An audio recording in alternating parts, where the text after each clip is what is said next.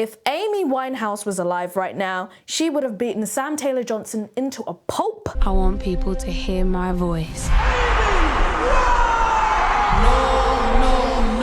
Hey guys, it's your girl Maz from Outtake, and I'll be doing outtakes reviews for Amy Winehouse Back to Black biopic, directed by Sam Taylor Johnson, starring Marissa Arabella, and written by Matt Greenhag. Right, I will be real with you. I gave this film 1 star and 1 star. Well, actually not even 1 star, half a star.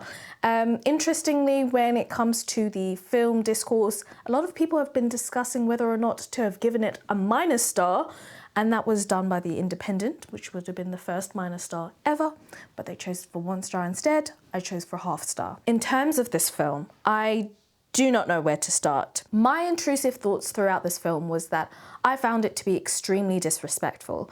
I found that it kind of showed how out of touch the director was, because it became blatantly clear that it was the middle-class perspective of working-class culture. My heart goes out to the actors who tried their best with what was provided. It was blatantly obvious that the filming process was rushed. Marissa's portrayal of Amy did actively improve by the end of the film. It was clear she needed more time. It's a shame to see such potential wasted as a result of poor direction. In terms of the expectations I had for the director, pushing aside my personal vendettas towards her, it was rushed in its filming process, banal character development, and media. In fact, I found some of the shots patronizing to the audience. And then on top of that, her portrayal, and I think this is more writing in my perspective, the portrayal of Blake.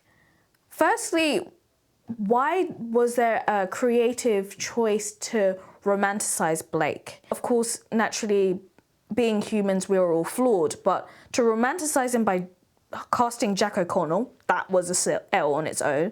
And 2, to make it seem that Amy's choice of having an addiction towards Class A drugs was her own choice rather than a result of her relationship with Blake is wrong, to the point that Blake himself has written a statement to say, Amy did not start doing these drugs had she not started meeting me. I was the one that introduced her to it. There are many flaws in the film that I could go on about, and I think this is a learning experience, because when you become so out of touch with the individual and personalizing them and telling their story, because Amy, while we kind of dissect it away and she's just a character in a film, she was a very real person, and she had a lot of depth and weight to her. There was no need to add further fictional character to her, because her life, as horrible as it is to say out loud, was entertaining enough or had enough depth to it that you didn't need to change the storyline. You could have just told her story